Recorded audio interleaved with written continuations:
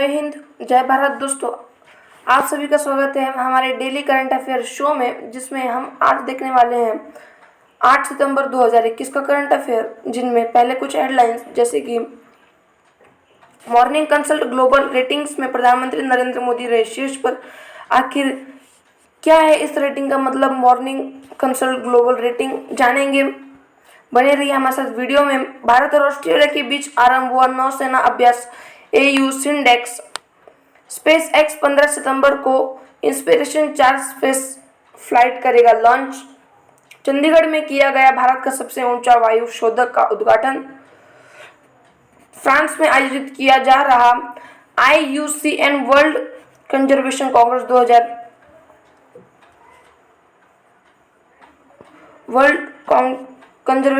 2021। प्रश्न है, केंद्र सरकार ने दशकों पुराना कार्बी आंगलोंग शांति समझौते पर किए हस्ताक्षर। ध्रुव भारत का पहला परमाणु मिसाइल ट्रैकिंग जहाज 10 सितंबर को लॉन्चिंग। 2 साल के बच्चों को कोरोना वैक्सीन लगाने वाला दुनिया का पहला देश बना क्यूबा। राजधानी के दूसरे स्मोक टावर की नई शुरुआत। प्रधानमंत्री ने दुनिया भर में यहूदी लोगों को रोश हशना की बधाई दी। और आज का अति महत्वपूर्ण मोटिवेशनल कोट है, हर रोज गिरकर मुकम्मल खड़े हैं। ऐ जिंदगी जरा गौर से देख, मेरे हौसले तुझसे भी बड़े हैं। ऐ जिंदगी जरा गौर से देख, मेरे हौसले भी तुझसे बड़े हैं।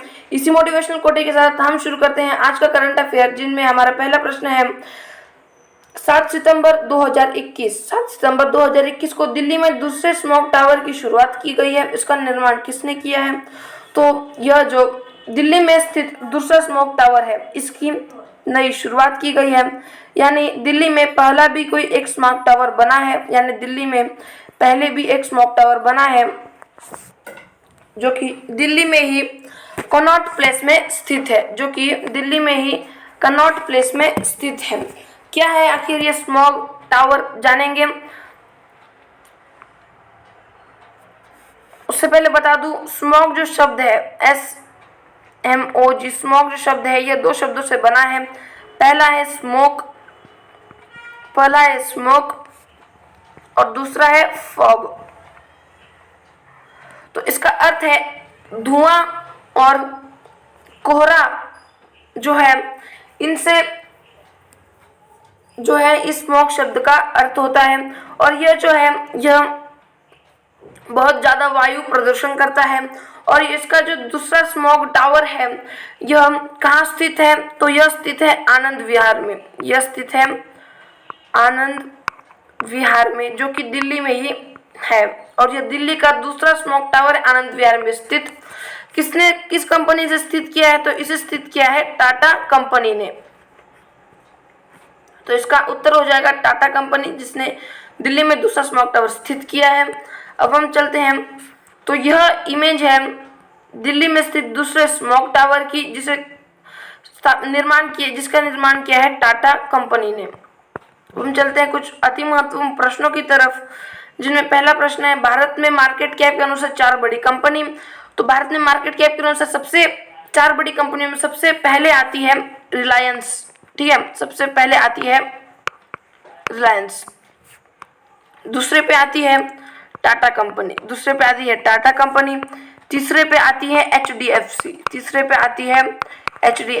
चौथे पे आती है इन्फोसिस,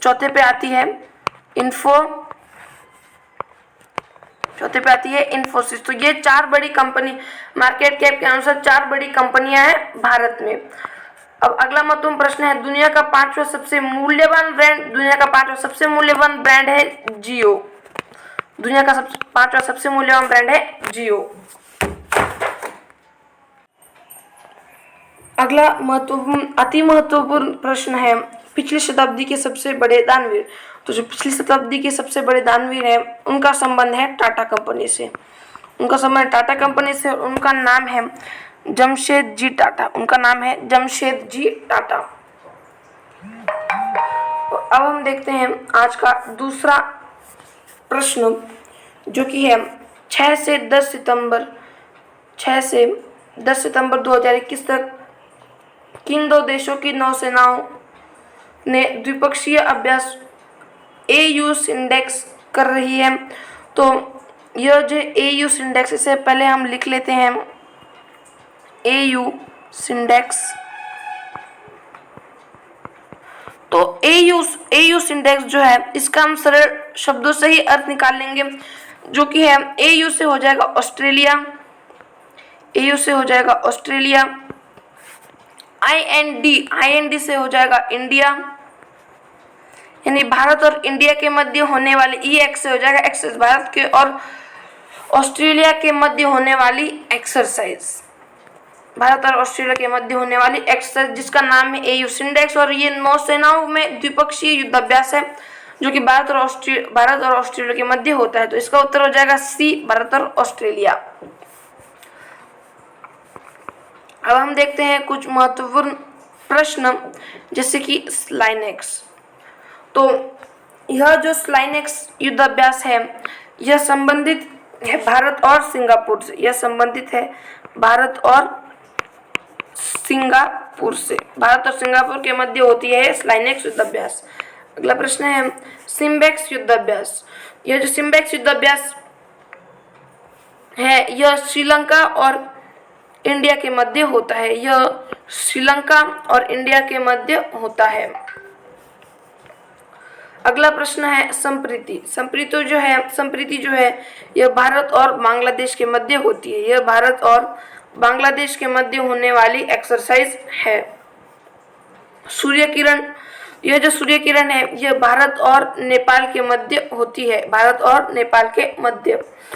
अगला प्रश्न है खंजर युद्धाभ्यास जो है, यह भारत और किर्गिस्तान के मध्य होती है। जायद तलवार जो है, यह भारत और संयुक्त अरब अमीरात के मध्य होती है, यानी UAE, भारत और UAE के मध्य, संयुक्त अरब अमीरात के मध्य होती है।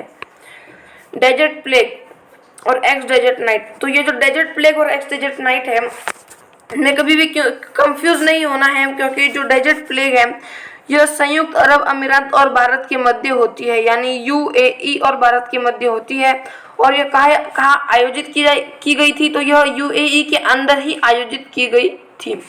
और यह जो एक्स डेजर्ट नाइट है, यह फ्रांस और भारत के मध्य हुई थी, यह फ्रांस और भारत के मध्य हुई थी। जो कहाँ हुई थी, एक्स डेजर्ट नाइट जो है यह जोधपुर में हुई थी, एक्स डेजर्ट नाइट जो है यह जोधपुर में हुई थी।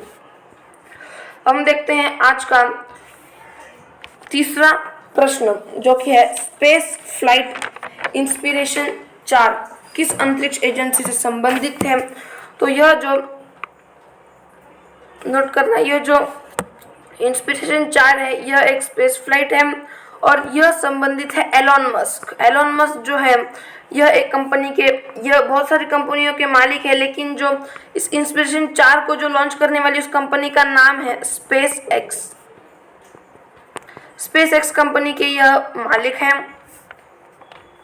और ये स्पेस एक्स कंपनी जो है यह USA से है। ये जो स्पेस एक्स कंपनी है ये USA की कंपनी है और इसके जो वर्तमान में जो अध्यक्ष है, अध्यक्ष का नाम है एलोन मस्क। और कहाँ से यह इंस्पिरेशन 4 लॉन्च होने वाला है, तो यह जो है यह लॉन्च होने वाला है केनेडी स्पेस सेंटर से, जो कि फ्लोरिडा में है। और इसके अंदर क्या होने वाला है, तो एलोन मस्क जो है वह स्पेसएक्स कंपनी जो है यह इसके अंदर इंस्पिरेशन 4 के अंदर 4 अंतरिक्ष यात्रियों को बिठाने वाली है और लगभग 3 दिनों तक धरती के गोल गोल घूमने के बाद इसे नीचे लाया जाएगा। और यह जो कंपनी है यह जो स्पेस फ्लाइट है यह एक गैर सरकारी फ्लाइट है और यह एक सरकारी कंपनी भी नहीं है। और बात की जाए नासा की, तो यह एक सरकारी कंपनी है, किसकी, अमेरिका की सरकारी कंपनी है। अब कुछ अति महत्वपूर्ण प्रश्न, जैसे कि एक बार में सर्वाधिक सैटेलाइट प्रक्षेपण का रिकॉर्ड। तो यह जो एक बार में सर्वाधिक सैटेलाइट प्रक्षेपण का जो रिकॉर्ड है यह है स्पेसएक्स के पास। यह स्पेसएक्स के पास है और इसने एक साथ में कितने सैटेलाइट छोड़े थे? तो इन्होंने छोड़े थे 143 उपग्रह। और इसे किस रॉकेट ने छोड़े थे? तो ये जो 143 उपग्रह थे इसे छोड़े थे फैल्कॉन 9 ने। ठीक है, नोट करना, फैल्कॉन 9 ने इन 143 उपग्रहों को छोड़ा था। और यह जो है अभी आ चुकी है स्पेसएक्स जो है, अभी ये सर्वाधिक सैटेलाइट प्रक्षेपण का रिकॉर्ड स्पेसएक्स के पास है। और इन्होंने किसका रिकॉर्ड तोड़ा था? तो इन्होंने तोड़ा था इसरो का, इन्होंने रिकॉर्ड तोड़ा था। ठीक है, तो इसरो का रिकॉर्ड तोड़ के स्पेसएक्स सर्वाधिक सैटेलाइट प्रक्षेपण का रिकॉर्ड अपने नाम कर चुकी है। अगला महत्वपूर्ण प्रश्न है, अंतरिक्ष में जाने वाली भारत में जन्म लेने वाली दूसरी महिला और भारतीय मूल की तीसरी महिला। ठीक है, इसमें कंफ्यूज कभी नहीं होना है क्योंकि प्रश्न ये पेपर में जरूर पूछा जाएगा। भारत में जन्म लेने वाली दूसरी महिला और भारतीय मूल की तीसरी महिला, तो यह जाता है शिरीषा बांदला को। किसको जाता है? तो यह है शिरीषा बांदला। और यह किस कंपनी के थ्रू जाएंगी? तो यह जाएंगी वर्जिन गैलेक्टिक कंपनी के थ्रू। याद रखना, अंतरिक्ष में अब तक भारत के द्वारा 3 महिलाएं गए हैं, जिनमें से पहली है कल्पना चावला, दूसरी है सुनीता विलियम्स और अभी तीसरी है शिरीषा बांदला। तो यह 3 भारतीय मूल की महिलाएं हैं जो कि अंतरिक्ष में जा चुकी हैं। याद रखना, भारत में जन्म लेने वाली दूसरी महिला और भारतीय मूल की तीसरी महिला शिरीषा बांदला। अब कुछ महत्वपूर्ण प्रश्न, जैसे कि भारत के पहले स्पेस टूरिस्ट। तो जो भारत के पहले स्पेस टूरिस्ट है इनका संबंध है केरल से और इनका नाम है संतोष जॉर्ज। अगला महत्वपूर्ण प्रश्न है, सिंधु नेत्र उपग्रह का प्रक्षेपण किस रॉकेट से किया गया? तो जो सिंधु नेत्र उपग्रह इसे बनाया था डीआरडीओ में। और इसका प्रक्षेपण किस रॉकेट ने किया है? तो इसका जो प्रक्षेपण है यह PSLV C-51 के द्वारा किया गया था। अगला महत्वपूर्ण प्रश्न है चंद्रयान 1। तो चंद्रयान 1 जो है यह किस रॉकेट के थ्रू गया था? तो यह गया था PSLV C-11 के थ्रू गया था। अगला प्रश्न है चंद्रयान 2। तो यह गया था PSLV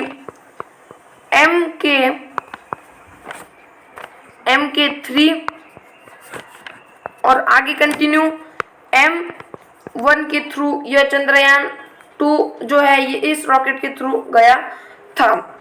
और इसका जो लैंडर था, यानी इस PSLV MK3 M1 का जो लैंडर था उस लैंडर का नाम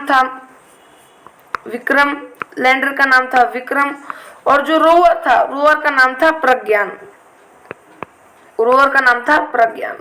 अगला महत्वपूर्ण प्रश्न है मंगलयान। यह बहुत ही महत्वपूर्ण प्रश्न है क्योंकि इसरो के द्वारा पहली बार और विश्व में पहली बार फर्स्ट अटेम्प्ट में मंगल पे पहुंच जाने वाला यह यान था जिसका नाम था मंगलयान। और इसको लॉन्च किया था PSLV C-25 के द्वारा।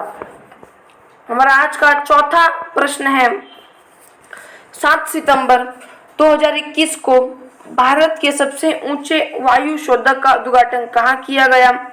तो इसका उद्घाटन जो है यह किया गया था चंडीगढ़ में। ठीक है दोस्तों, इसका उद्घाटन किया गया है चंडीगढ़ में। और इसकी डेट 7 सितंबर ही क्यों चुनी गई है? क्योंकि 7 सितंबर को हम मनाते हैं अंतर्राष्ट्रीय स्वच्छ वायु दिवस। ठीक है, 7 सितंबर को ही हम मनाते हैं अंतर्राष्ट्रीय स्वच्छ वायु दिवस। और क्या होता है ये वायु शोधक? तो वायु शोधक एक प्रकार से एक एयर प्यूरिफायर होता है, जिसकी अभी मैं आपको फोटो दिखाता हूँ। तो इसकी इमेज कुछ इस तरह से है। यह है वायु शोधक जो कि चंडीगढ़ में है। और यह कितना ऊंचा है? तो यह है कम से कम 24 मीटर का। यह 24 मीटर का है। यह चंडीगढ़ में स्थित है।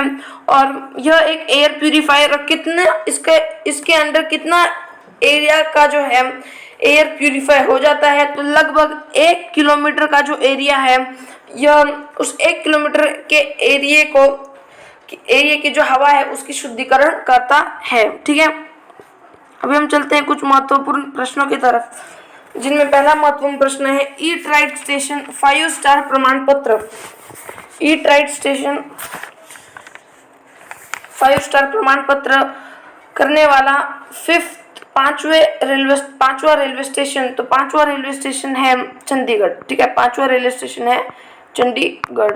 और पहले के 4 कौन कौन से रेलवे स्टेशन है, अगर आपको ये जानना है तो मैं डिस्क्रिप्शन में वीडियो की लिंक दे दूंगा, वहां पे जाइए और बता करिए कि आखिर इन 5 रेलवे स्टेशन से पहले कौन से 4 रेलवे स्टेशन थे। अगला प्रश्न है ली कार्बूसियर। तो ये जो है यह एक वास्तुकार है। और इन्होंने जो है कैपिटल कॉम्प्लेक्स जो है उसके यह वास्तुकार हैं। कैपिटल कॉम्प्लेक्स के वास्तुकार हैं। और ये जो कैपिटल कॉम्प्लेक्स है इसको हाल ही में यूनेस्को ने अपनी वर्ल्ड हेरिटेज साइट में शामिल किया है। और यूनेस्को की वर्ल्ड हेरिटेज साइट, ठीक है, यूनेस्को की वर्ल्ड हेरिटेज साइट जो है इसके अंदर भारत की कितने साइटें आ चुकी हैं, कितने साइट्स हैं? तो इसके अंदर भारत की टोटल 40 साइट्स हैं। और इनमें 40वीं जो साइट है उसका नाम है धोलावीरा। ठीक है, तो अब हम चलते हैं अगले महत्वपूर्ण प्रश्न की तरफ, जो कि है फर्स्ट एयर टैक्सी सेवा। तो जो फर्स्ट भारत की पहली एयर टैक्सी सेवा जो है यह होगी हिसार से चंडीगढ़ जाएगी। क्या? एयर टैक्सी सेवा, फर्स्ट एयर टैक्सी सेवा हिसार से चंडीगढ़। अभी हम चलते हैं आज के 5वें प्रश्न की तरफ, जो कि है IUCN वर्ल्ड कंजर्वेशन कांग्रेस 2020 का आयोजन कहाँ किया जा रहा है? तो इसका आयोजन जो है यह किया जा रहा है, इससे फ्रांस में इसका आयोजन किया जा रहा है। इससे पहले हम देखते हैं कि IUCN जो है इसकी जो फुल फॉर्म है, IUCN की जो फुल फॉर्म है उसकी फुल फॉर्म है international union for conservation of nature. तो मतलब किसके संरक्षण के लिए है? तो यह जो नेचर है यानी प्रकृति के संरक्षण के लिए यह IUCN की स्थापना हुई थी। कब हुई थी? तो IUCN की स्थापना हुई थी 1948 में। कहाँ पर इसका मुख्यालय है? तो इसका मुख्यालय जो है वह है स्विट्जरलैंड में। इसका मुख्यालय है स्विट्जरलैंड में इसका मुख्यालय है। और यह जो इसने जो लिस्ट तैयार की है वर्ल्ड कंजर्वेशन कांग्रेस 2021, यहाँ पे मिस्टेक है, यह वर्ल्ड कंजर्वेशन कांग्रेस 2021 है। ये जो लिस्ट है ये 4 साल में एक बार होती है, सिर्फ और सिर्फ 4 साल में एक बार। इस बार इसका जो आयोजन था उसका आयोजन हुआ था फ्रांस में मार्सिली में इसका आयोजन हुआ था। और यह जो है यह दुनिया का IUCN यानी international union for conservation of nature, यह जो है यह दुनिया का, नोट करना, दुनिया का सबसे बड़ा समावेशी और पर्यावरण निर्णायक सम्मेलन है। क्या है? दुनिया का सबसे बड़ा समावेशी और पर्यावरण निर्णायक सम्मेलन है। अभी हम चलते हैं कुछ अति महत्वपूर्ण प्रश्नों की तरफ, जो कि है COP21 का आयोजन। तो यह जो COP21 है दोस्तों ये जो COP21 है इसका आयोजन COP21 जो है दोस्तों इसका आयोजन किया जा रहा है पेरिस फ्रांस में, और यह अंतर्राष्ट्रीय और गठबंधन का निर्माण, और दोस्तों पेरिस फ्रांस में वो दोस्तों हुआ था, अंतर्राष्ट्रीय गठबंधन का निर्माण हुआ था। और भारत और फ्रांस के मध्य जो है इंटरनेशनल सौर अलायंस भी शुरू हुआ है, जो कि गुड़गांव में है, और उसके जो महानिदेशक है वर्तमान उनके महानिदेशक का नाम है अजय माथुर। और दोस्तों ये जो भारत और फ्रांस है दोस्तों, भारत और फ्रांस जो है दोस्तों इसके अंदर आपको बताई होगा इन दोनों के बीच में दोस्तों तीन दोस्तों, वैसे तो 4 युद्धाभ्यास होते हैं, लेकिन दोस्तों 3 बहुत ही महत्वपूर्ण युद्धाभ्यास है जिनका नाम है गरुड़, शक्ति और वरुण। तो ये जो गरुड़, शक्ति और वरुण है ये भारत और फ्रांस के मध्य होते हैं, और भारत और फ्रांस के मध्य भी जो वायुसेना है, वायुसेना में भारत और फ्रांस की वायुसेना में होता है गरुड़ युद्धाभ्यास होता है वायुसेना में। नेवी जो है नेवी में होता है वरुण युद्धाभ्यास, और जो आर्मी है इसमें होता है शक्ति युद्धाभ्यास। ठीक है, तो यह गरुड़, शक्ति और वरुण जो है, यह गरुड़ वायुसेना से, वरुण नेवी से, और शक्ति जो है आर्मी से है। तो यह थे कुछ महत्वपूर्ण युद्धाभ्यास। अब हम देखते हैं राफेल। तो राफेल जो है यह 4.5 जनरेशन का जो है यह लड़ाकू विमान है, और इसे किस कंपनी ने बनाया है? तो इसे बनाया है डसॉल्ट कंपनी ने, इसे बनाया है डसॉल्ट कंपनी ने।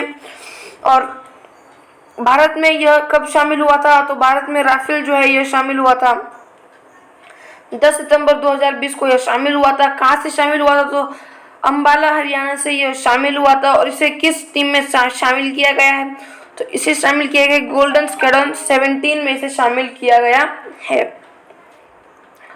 12,000 हॉर्स पावर का इंजन, तो 12,000 हॉर्स पावर का जो इंजन है यह भारत में बना है, जो कि बना है मधेपुरा फैक्ट्री में। ठीक है, यह बना है मधेपुरा फैक्ट्री में, यह बना है, और मधेपुरा फैक्ट्री में बना है। किस कंपनी ने इसे बनाया है? तो इसे बनाया है अल्ट्रसॉम कंपनी ने इसे बनाया है, जो कि एक फ्रांस की कंपनी है। और अगला प्रश्न है डुगोंग संरक्षण केंद्र। तो यह जो डुगोंग है इसका एक संरक्षण, भारत का पहला संरक्षण केंद्र बनाया गया है, जो कि तमिलनाडु में है। और तमिलनाडु में कहाँ है? तो यह लगभग जो है,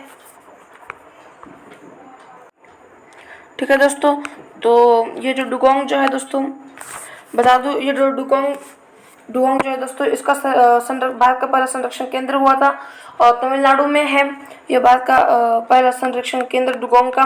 अब चलते हैं हमारे आज के 6th प्रश्न की तरफ, जो कि है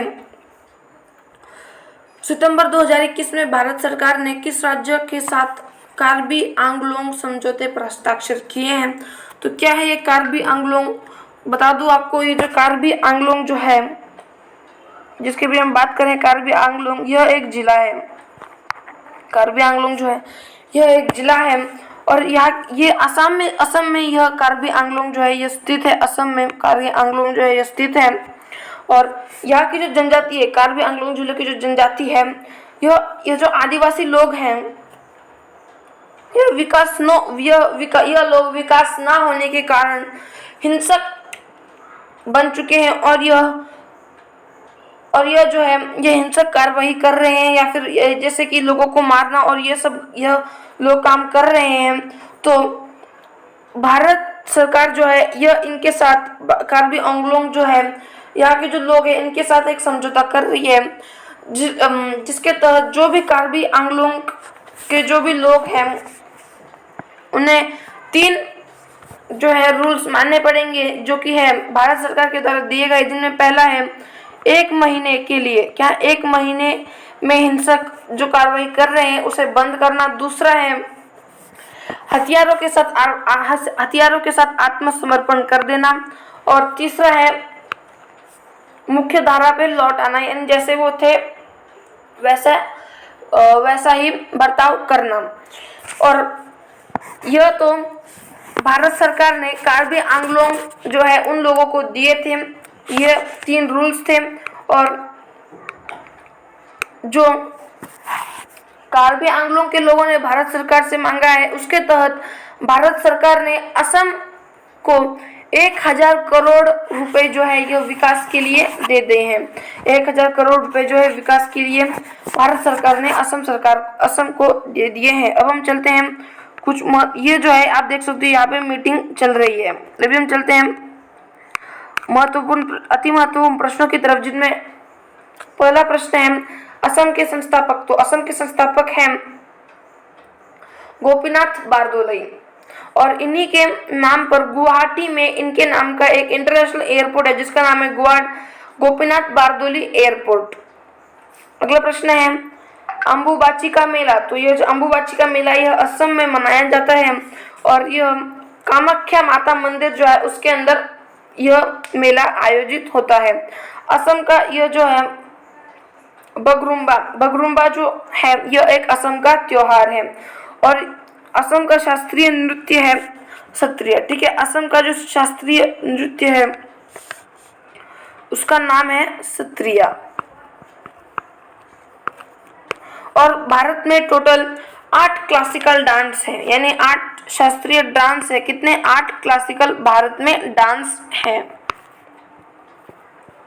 अगला प्रश्न है राष्ट्रीय उद्यान। तो अभी असम के अंदर कुल राष्ट्रीय उद्यान है 7, पहले 6 थे और अभी हाल ही में एक नया राष्ट्रीय उद्यान शामिल हुआ है। लिख लेना, जिनमें पहला नाम है मानस राष्ट्रीय उद्यान, दूसरा है काजीरंगा राष्ट्रीय उद्यान, तीसरा है नामेरी राष्ट्रीय उद्यान, चौथा है ओरांग राष्ट्रीय उद्यान, पांचवा है डिब्रू साइखोवा राष्ट्रीय उद्यान, चौथा है रायमोना नेशनल पार्क, और सातवां जो कि अति महत्वपूर्ण प्रश्न है, जो कि भारत का नया राष्ट्रीय उद्यान शामिल हुआ है, जिसका नाम है देहिंग पटकई नेशनल पार्क या फिर देहिंग पटकई राष्ट्रीय उद्यान। ठीक है, तो यह है 7 राष्ट्रीय उद्यान असम में स्थित। अगला प्रश्न है बिहू। तो बिहू जो है यह भी एक असम का त्योहार है। अगला प्रश्न है नेशनल वाटरवे। तो यह जो नेशनल वाटरवे है यह किस नदी पर है?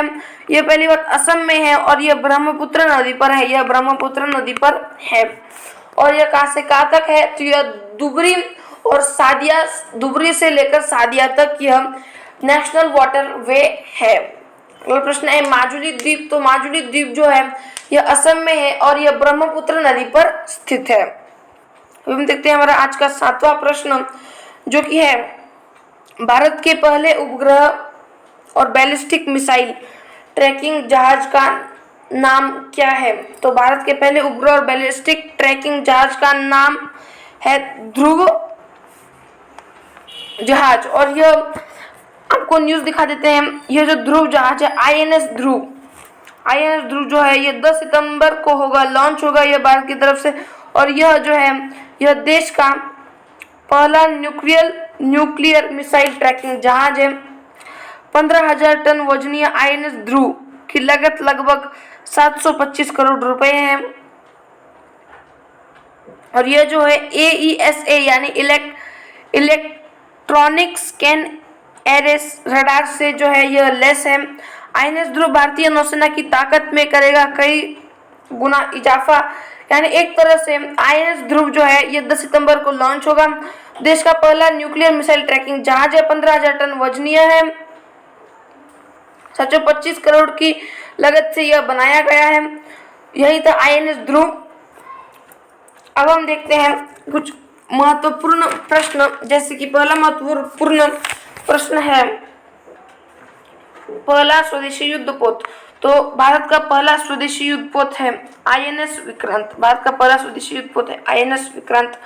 और INS विराट जो है यह भारत ने यूनाइटेड किंगडम से लिया है, और इसका नाम और इसका एक और नाम है जो कि है ग्रैंड ओल्ड लेडी, ये इसका एक नाम है। अगला प्रश्न है भारत का सबसे ऊंचा मोबाइल ट्रैकिंग सेंटर। तो भारत का सबसे ऊंचा मोबाइल ट्रैकिंग सेंटर जो है यह लद्दाख में है। भारत का सबसे लद्दाख में है। और कुछ लद्दाख के बारे में, जैसे कि भारत का सबसे ऊंचा जो सिनेमा हॉल है वह भी लद्दाख में है। और भारत की सबसे ऊंची जो रोड है यह भी लद्दाख में ही है। यानी 3 तरह की सबसे ऊंची, एक तो है मोबाइल ट्रैकिंग सेंटर, दूसरा है सिनेमा हॉल और तीसरा है भारत की सबसे ऊंची रोड। यह सभी लद्दाख में है। अब हम देखते हैं हमारा आज का 8वां प्रश्न। हमारा आज का 8वां प्रश्न जो कि है रोश हसना नव वर्ष का संबंध किससे है। तो यह जो रोश हसना नव वर्ष है यह जो है यह यहूदी धर्म जो है, यहूदी धर्म इसका नव वर्ष के रूप में इस त्योहार को, ये रोश हसना जो है यह यहूदी धर्म के नव वर्ष के रूप में सेलिब्रेट किया जाता है। और यह इसका कैलेंडर क्या है, तो यह इसके कैलेंडर का नाम है हिब्रू कैलेंडर। हिब्रू कैलेंडर इस कैलेंडर का नाम है। और विश्व का एकमात्र यहूदी धर्म वाला देश कौन सा है, तो वह है इजराइल। इजराइल जो है विश्व का एकमात्र यहूदी धर्म वाला देश है। और यह जैसे हम लोग पूजा करते हैं मंदिर में, मुसलमान करते हैं मस्जिद में, उसी तरह जो यहूदी धर्म के जो लोग हैं यह कहाँ करते हैं पूजा, तो इनका पूजा स्थल का नाम है सिनेगॉग। इनकी पूजा स्थल का नाम है, लिख लेना, यह पेपर में पूछा जा सकता है। इसकी पूजा स्थल का नाम है सिनेगॉग, पूजा स्थल का नाम है। अब हम देखते हैं, यह आप देख सकते हैं। और प्रधानमंत्री नरेंद्र मोदी ने सभी यहूदियों को रोश हसना की जो है बधाइयाँ दी है। रोश हसना की इन्होंने पीएम नरेंद्र मोदी ने रोश हसना की बधाइयाँ दी हैं। और यह जो आप देख रहे हैं यह है नेफ्ताली बेनेट जो कि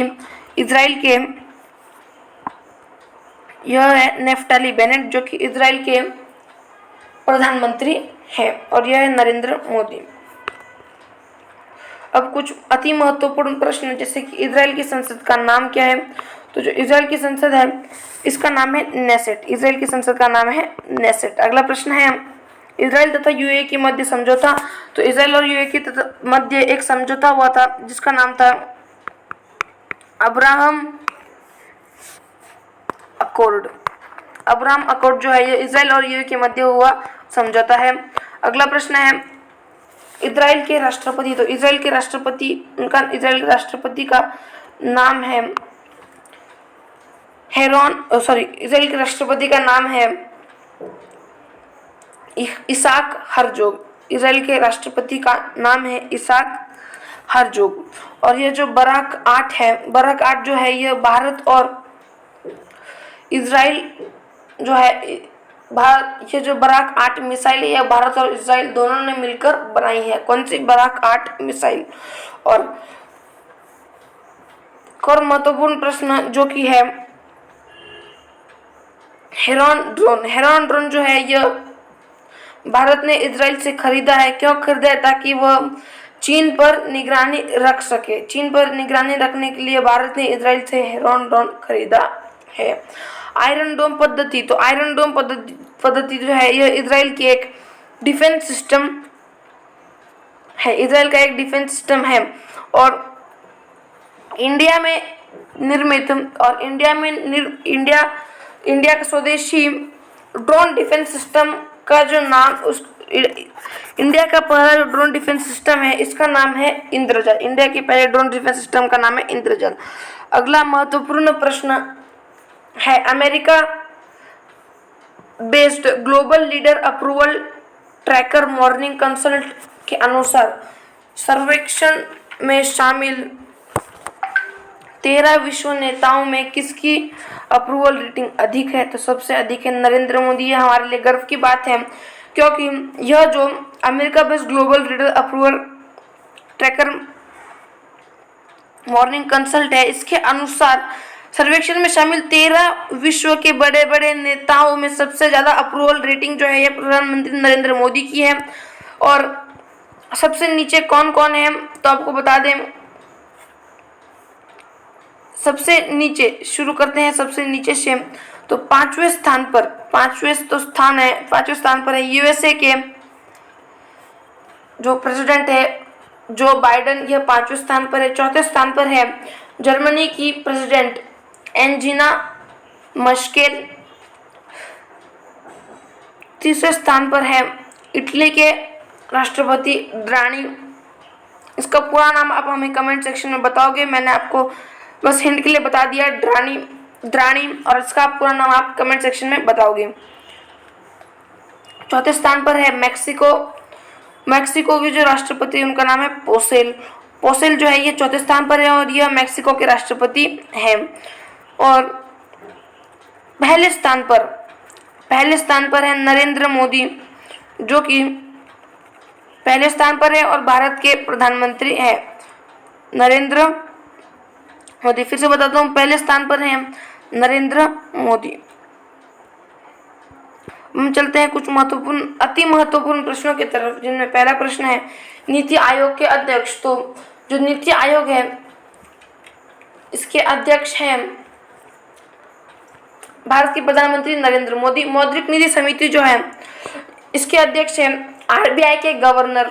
जीएसटी जो काउंसिल है इसके अध्यक्ष हैं भारत के वित्त मंत्री। जीएसटी काउंसिल जो है इसके जो अध्यक्ष है इनका नाम है, यह भारत के वित्त मंत्री हैं। और अब आप कमेंट सेक्शन में बताओगे कि मौद्रिक नीति समिति जो है जिसकी मैं बात कर रहा हूँ, जिसके जो अध्यक्ष हैं वो आरबीआई के गवर्नर हैं। तो आरबीआई के गवर्नर कौन है यह आप मुझे कमेंट सेक्शन में बताओगे। अगला प्रश्न है जीएसटी काउंसिल जिसके अध्यक्ष हैं वित्त मंत्री। तो वित्त मंत्री भारत के कौन हैं यह भी आप कमेंट सेक्शन में बताओगे। अभी हम चलते हैं हमारे आज के आखिरी प्रश्न की तरफ, जो कि है कौन सा देश 2 साल के बच्चों को कोरोना वैक्सीन लगाने वाला दुनिया का पहला देश बन गया है। तो वो है क्यूबा जो है दोस्तों देश, यह पहला देश है जो कि 2 साल के बच्चों को कोरोना वैक्सीन लगा रहा है। और यह जो क्यूबा जो वैक्सीन लगा रहा है यह उसकी स्वदेशी वैक्सीन है जिसको अब तक WHO ने मंजूरी नहीं दी है। और यह जो क्यूबा के लोग हैं ये खुद भी नहीं जानते हैं कि यह जो वैक्सीन है यह सही है या गलत है, और इसे अब तक WHO ने भी मंजूरी नहीं दी है। फिर भी जो क्यूबा के लोग हैं वह अपने 2 साल के बच्चों को यह वैक्सीन लगा रहे हैं। तो यही था हमारा आज का करंट अफेयर। अगर आपको वीडियो अच्छी लगती है तो वीडियो को लाइक करो, चैनल पे नए तो चैनल को सब्सक्राइब करो। मिलते हैं अगली वीडियो में। उससे पहले आपको बता दूं, अगर आपको हमारे यह जो PDF है अगर आपको इसे डाउनलोड करना है तो आपको कुछ नहीं करना है, आपको सिर्फ वीडियो को शेयर करना है। और जो सब्सक्राइबर हैं आपको हमारे चैनल पर कम से कम 10,000 सब्सक्राइबर कर देने हैं, जिसपे हम आपको हर रोज की जो PDF है वह आपको हम टेलीग्राम चैनल पर उपलब्ध करा देंगे। और टेलीग्राम चैनल की लिंक भी हम आपको 10,000 सब्सक्राइबर कंप्लीट होने पर देंगे। तो वीडियो को शेयर करो और चैनल को सब्सक्राइब करो। तो मिलते हैं अगली वीडियो में।